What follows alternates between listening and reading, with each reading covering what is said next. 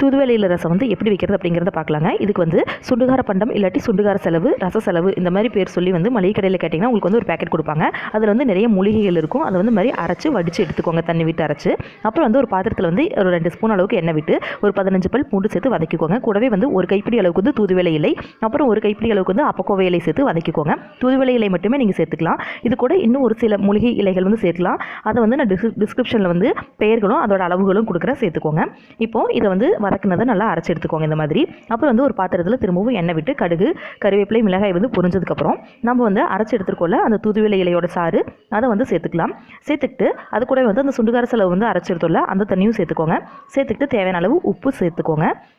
சேர்த்துக்கிட்டு இதை வந்து நல்லா கொதிக்க விட்டு இறக்குனீங்கன்னா நல்லா ஆரோக்கியம் நிறைந்த சளிக்கு வந்து சீக்கிரம் வந்து நம்மளுக்கு நிவாரணம் தரக்கூடிய தூதுவளை இலை ரசம் வந்து ரெடி ஆயிரும். ரொம்ப நன்றி.